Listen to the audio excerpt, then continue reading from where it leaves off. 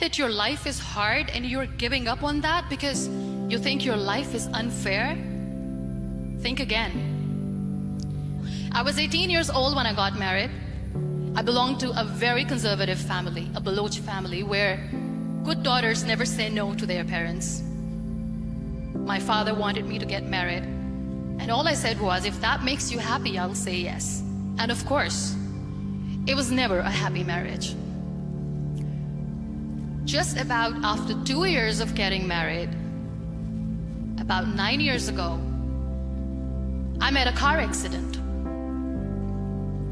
Somehow my husband fell asleep and the car fell in the ditch. He managed to jump out, saved himself. I'm happy for him. But I stayed inside the car and I sustained a lot of injuries. The list is a bit long. Radius ulna of my right arm were fractured. The wrist was fractured. Shoulder bone and collarbone were fractured. My whole rib cage got fractured. And because of the rib cage injury, lungs and liver were badly injured.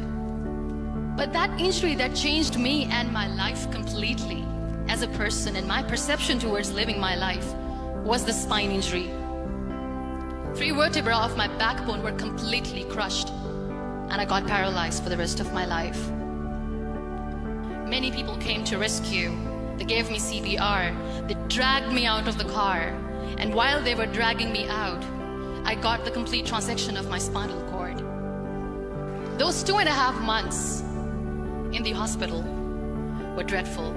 I was at the verge of despair. One day, doctor came to me and he said, well, I heard that you wanted to be an artist, but you ended up being a housewife. I have a bad news for you.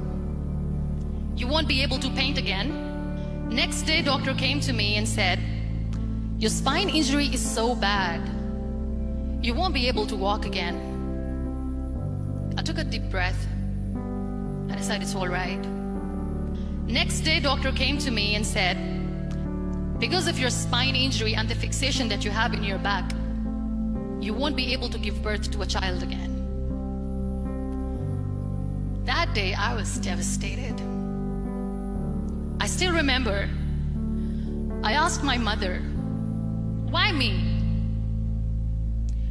And that is where I started to question my existence. Why am I even alive? And that is where I realized that the words have the power to heal the soul. My mother said to me, this too shall pass. God has a greater plan for you. I don't know what it is, but He surely has. That day I decided that I'm going to fight my fears. So I wrote down one by one all those fears. And I decided that I'm going to overcome these fears one at a time. You know what was my biggest fear? Divorce.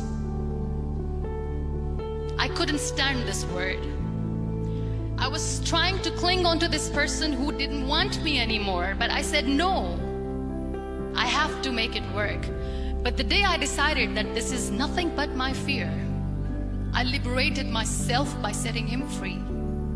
And I made myself emotionally so strong that the day I got the news that he's getting married, I sent him a text that I'm so happy for you and I wish you all the best.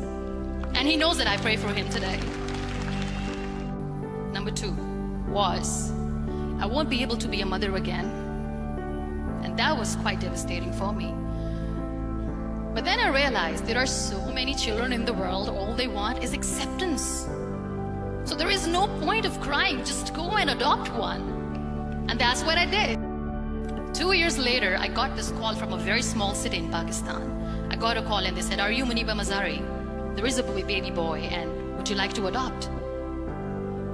And when I say yes, I could literally feel the labor pain. I said, yes, yes, I am going to adopt him. I am coming to take him home.